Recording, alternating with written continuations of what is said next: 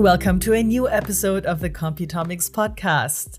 Our guest today is co-founder and CEO of Healthycrop, Pernille Ollendorff Hede. Welcome. Thank you. Pernille, we like to start out of left field at this podcast. And I love to ask people like you who founded businesses who have such a diverse background, what's the last thing you read, watched, or listened to that inspired you? That's a good question. I think that was a podcast on plant genetics. Mm-hmm.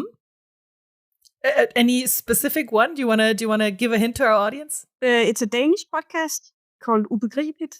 I was in plant genetics, talking about what are the possibilities with the plant genetics and plant breeding. Very high level, very non-scientific, but fun to. Very inspiring to hear others talk about my field, but with a completely different set of glasses on, you can say. Oh, interesting. Maybe we can return to that a little later in our conversation, but it is basically right on point already. You are the CEO and co-founder of Healthycrop. For those who do not know Healthycrop, what is the mission of your company? So our mission is to enable fungicide-free agriculture. So we develop genetic traits that make crops naturally resistant to fungal infections. That sounds amazing. Let's go into the nitty-gritty. How do you develop those traits?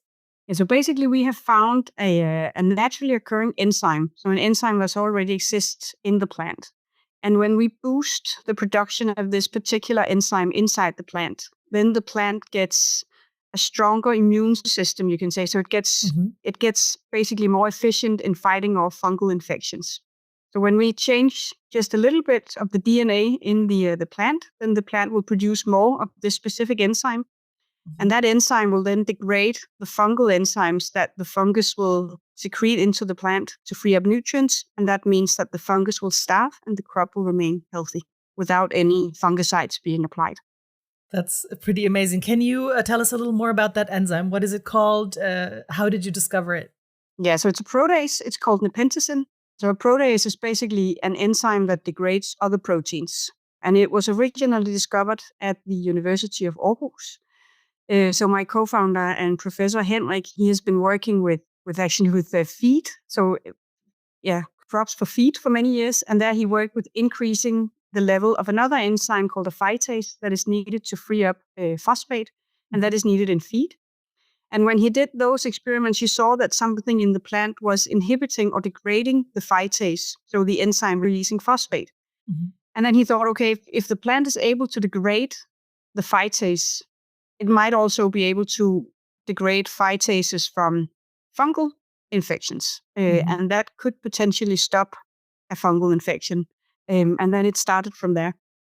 And that must have been pretty amazing. How were you involved, or how did you get to learn about this discovery? Because it's something, from discovery to actually founding a company, it's a bit of a step, right? Yeah, so at that point, I was not involved at all. Actually, I was having I'm a molecular biologist by training, and I've worked with plants for many years, but I've never been in Henrik's lab. So when he did the discovery and filed the patent together with the University of Aarhus, he was looking for someone who could help him with the business development part of starting a company, so the more commercial part. And there I joined because I have a technical background, but I also have a business degree from a Danish business school. So it was kind of a way for me to get back to the technical side, but without being in the lab. So my husband and I, we joined as the very first investors. And then in the beginning, I was just on the board. And then I took over as CEO in 2020. And when we raised our first pre-seed round in 2021, I quit my normal corporate daytime job. And then I went full-time in as CEO of Healthycrop. You must have been very convinced of the idea to make that move. What made you so convinced? Basically, it's the mechanism. It's a very elegant way of obtaining fungal resistance, because normally when we talk fungal resistance, we talk about these R genes, and then the fungus will have, or the pathogen will have a gene that then can change a bit, and then it can overcome this resistance. But this resistance mechanism is based on degradation of enzymes, so it's basically based on proteolysis. So it's a lot harder to overcome. And it's also something that's already found in the plant. So I thought it was a very elegant way of obtaining fungal resistance. Yeah, and then I guess I have a passion for plant breeding and plant molecular biology. Everything coming together. But actually, let's go a little deeper on this elegant part of it, because you also won the Innovation Award 2024 at Euroseeds, I think partly for that reason. How does your system, your approach, your strategy differ from classical fungicides, right? There are a bunch of them on the market and they do work, but with, as we all know, quite substantial side effects. Why is this approach so innovative? Yeah, so this approach it's completely different to applying fungicides, because when you apply stuff, you of course do it from the outside. So you spray a lot of fungicides, and fungicides, that's basically chemical compounds that are not, some of them are, but most of them are not natural. It's chemical compounds, and some of them will end up on the plant, but a lot of it will go into the soil and go into our freshwater resources. And it's bad for biodiversity. It's emits a lot of CO2 producing it and applying it, and that's just. And actually, a completely another side effect is that when we spray with a lot of fungicides, then we also apply a lot of evolutionary pressure, you can say, to the fungus that are out there. So the fungus that infect you and I and animals become resistant to the medicine that we as humans have to treat them. So right now in Europe, we see a massive increase in resistant fungi infecting humans, and we have a very hard time treating it because they are resistant to the medical treatments that we have available. So what we do is basically to take the plant's own defense. So we know that if we remove Nepenthesin, then we get plants that are severely susceptible to fungal infections. It is giving kind of a base level of resistance. And basically we just lift that base level. So taking the plant's own defense system and just boosting it. And we can do that quite easily because we don't have to boost it 100 times. We just have to boost it a couple of times, then we get enough.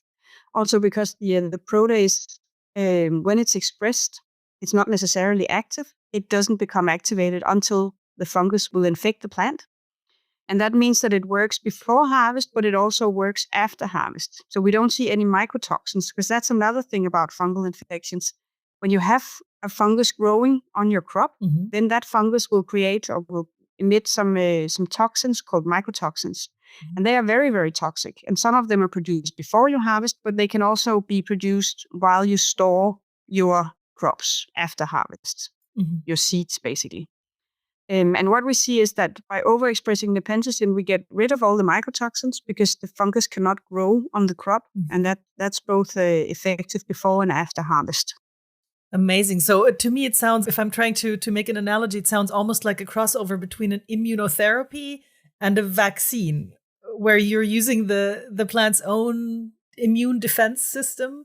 You boost it, right? I mean, this is obviously summarizing it as a layperson. Analogy, you can say plants don't have the same immune response as we do, but it is the natural way of fighting fungal infections in plants that we just kind of help a bit. So we just boost it.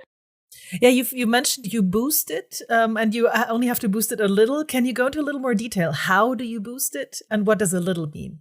Yeah, so we need to increase the amount of Nepenthesin present by 2 to 3-fold. We can also go higher, and that works just as fine. But 2 to 3-fold is normally enough. And how we do it is, so of course you can do it in many ways. The way we do it is typically through either cis-genesis, so taking the entire gene cassette. So you have the gene, and in front of the gene you have a regulatory part called the promoter. You take the entire cassette and then you copy that. So it's the plant's own DNA. We don't add anything. We don't change it. We just take the entire cassette and copy paste it a number of times. That will give higher expression. You can also do gene editing. So do specific mutations either in the promoter part, so the regulatory part in front of the gene, or you can also do it downstream of the gene. So in the sequence that is DNA sequence that's after the gene. So we don't change the actual protease or the actual gene itself, and we only introduce minor changes so we can get increased expression. And how do you get this onto the field, right? So you've obviously had tests and have proven that this works the way you intended to, but how do these now biologically fungal resistant crops get out into the field? Yeah, so for that, we need collaborations because we are not a seed producer. So we have originally done the discovery in barley, and then we have transferred that technology, or we have found homolog genes in a broad range of other crops. And then we collaborate with existing breeders or seed producers, and then they will take our genetic trait and integrate it into their elite lines and then sell it. Mm-hmm. Could you, we have a little bit of time. Could you go into, for example, that initial discovery, the barley? How did you work out this collaboration? So we use barley as the model organism. So we don't do any, right now we don't do any commercial barley lines, but we do potato. That's a good, and that's basically because I met at a conference, I met with a potato breeding company, and they thought that this Nepenthesin approach sounded very, very interesting. Mm-hmm. At that point, we only had data from barley and maize. Mm-hmm. So they said, can you do anything in potato? We were like, basically, we don't know, but we would like to try and see if we can find anything. So we spent, I don't know, half a year or so looking for Nepenthesin homologs in potato, mm-hmm. and found some promising candidates. And then we tested it in vitro, so in the lab. So we took basically the gene from potato and put it into yeast. Then we had the yeast produce the enzyme, and we purified the enzyme, and then we could test whether this enzyme could inhibit fungal growth in the lab, just in liquid media. Mm-hmm. That was successful. So then we went into a collaboration with the potato breeder, and now we are producing cis-genetic potatoes, and we are waiting for the first infection results. Hopefully they should come here in November. Ooh, this will be very, very very recent then, and also very exciting. Yes. How many people are involved in this process, and how? Yeah, so from our side, we are 3 people involved. Then we have a couple from the potato breeder as well. And then we have, I don't know how many, 2 or 3 people also doing the potato transformations and testing. So if this is an ongoing collaboration that you just referenced, I'm assuming you are looking to scale this up. Yes. How are you going about that? Yeah, so right now we are renegotiating other agreements on other crops, and then we are always looking for good partners, so plant breeders and seed producers who have germplasm or elite lines of a field crop that they would like to test with our genetic trait. And how would they get in touch with you? So maybe we can use this podcast as one of your many funnels. They're of course always welcome to reach out to me. Mm-hmm. They can find us on either on our webpage or our LinkedIn profile. And then normally what we do is that we start with a 3-year R&D collaboration where we do development. So we take our knowledge and the genes that we have identified. Our collaboration partner typically will do the DNA modifications or the gene editing that is needed in that particular crop, and then test it first in greenhouse or in semi-open fields, and then in open fields afterwards. And that can normally be done in 3 years, 2 to 3 years, depending on the crop. And then at the end of the collaboration, there is a commercial option to negotiate a commercial agreement to get that in place. So it sounds both very simple, easy to get in touch with you. Little hint to our audience, this will all be in the show notes as well. All the ways to contact Pernille. And then also you have an established process already, even though you're quite new around. That's always interesting to know as well. Let's go into a little more detail on the new genomic techniques that you're using versus what you aren't using. So what are the differences between, first the basics, between new genomic techniques, NGTs, and genetically modified techniques, GMs? Yeah, so I normally say you can see it kind of as a spectrum. Mm-hmm. So the most GMO like thing you can do is, of course, transgenesis. And that is basically taking DNA from one organism and transferring that into another organism. So it could be taking a gene from a bacteria, for instance, and then putting that into a plant. And that has been done many times, and we are growing a lot of transgenic crops. I mean, most of the soy, most of the corn or maize, and most of the cotton that we grow is transgenic. That is kind of genetic modification in what most people think about when we say genetic modification. But you can also do You can also do changes to the DNA where you don't introduce any foreign DNA. So you can do intragenesis, where you take the plant's or the organism's own DNA and just kind of shuffle it around. So you can take one promoter, for instance, in maize, you could take a promoter, so a regulatory element that makes sure that the gene put in after that is only expressed in the kernels or only expressed in the leaves. And in that way, you can guide the expression. So you can guide the production of a given, it could be our enzyme. That is still considered also GMO, even though you don't add any foreign DNA. And then you can do cis-genesis. And that's, as I explained, taking the entire cassette. So you don't pair your gene with a new regulatory element. You just take the natural sequence and then you just copy paste. Or you grab the volume button and dial it up a little bit, basically, right? Yes, but you don't change where in the organism the enzyme is expressed. So in our case, if we took a seed-specific promoter, we would make sure that Nepenthesin is overexpressed only in the seed. But when we do cis-genesis, it's overexpressed in the tissue where it's normally expressed. So that could be, we could have one Nepenthesin that is normally overexpressed mainly in the leaves. Then by doing cis-genesis, we would only increase the expression in the leaves. So we cannot kind of guide it into the tissue where we want it to. So it's basically just, turning up the volume of where it is normally. And then you can do gene editing. And that is going in and doing single nucleotide or a few nucleotide changes to the DNA. And you can say that's very much familiar to when we've done classical mutagenesis, as we've done for many, many, many years, where you basically take a seed and then you either give it a lot of chemicals or you give it some radioactivity. Then you get random mutations, kind of like when you go out in the sun and you also get random mutations in your skin cells. The thing when you do that, and that's non-GM, but when you do that, you get a lot of random mutations. So I normally say that it's kind of like shooting at a target with a shotgun. So you might be lucky and hit the bullseye, but you will most likely also get hit a lot of spray. Yes. And that's what we do when we do classical mutagenesis. Then we get a big library of different mutations, and then we basically start looking for the mutation that has the desired. It could be increased yields, or it could be fungal resistance, it could be drought resistance, it could be all sorts of different traits that you're interested in. But you will most likely have other mutations in there that you don't know of. But with the new genomic techniques, when you do gene editing, you can very, very specifically, by using an enzyme, only make the desired mutation. So now you're moving from shooting at a target with a shotgun to shooting at a target with a sniper rifle with the scope. I don't know what that's called. The little scope. Yes, with the scope. So now you know exactly what you're targeting, and you only hit that. You don't hit anything else. So that's kind of the spectrum going from transgenesis to the most precise, smallest changes you can think of using gene editing.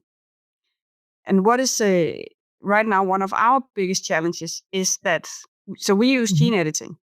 If we do that, then in Europe, it's still considered GMO.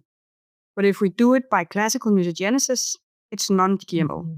So in practice, we can have two plants that are identical if you look at the genetics, but one is non-GM and one is GM. And that is, of course, a big challenge, because then we can't compete with all the other countries where gene editing done with the latest techniques is non-GM. Especially since you pointed out that basically two very different types of engagement with the plant are considered GMO, right? And so how do you deal with that challenge? Because it has quite big consequences, like you said, economically and with the scalability. Yeah, you can say in the beginning we have focused on the US because the new genetic techniques is that's non-GM in the US.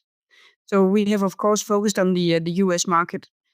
And then whenever we get the chance, we try to talk to politicians, because the EU, they are looking at this, and they did pass the legislation, but it hasn't been implemented yet. So we need that to be implemented in order to also get crops like this onto the European market. You said you mentioned you're talking to the politicians. Do you get any sense where they are in the progress of actually getting them implemented? I wish people could see you. Your face says more than 1,000 words.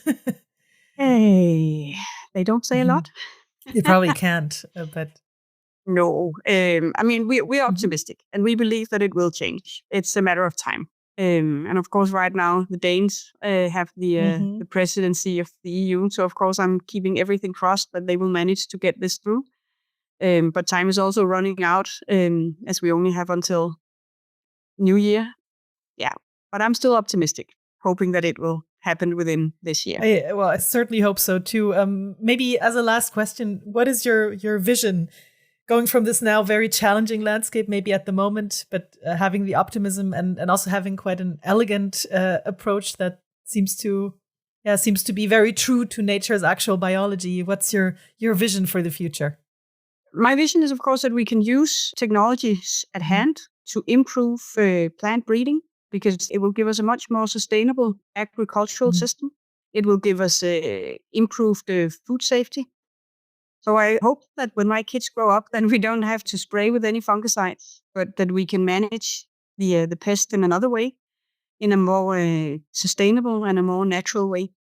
That's a great vision, and I'm not surprised that you made the move that you described in the beginning. Pernille, thank you so much for giving us an insight into Healthycrop.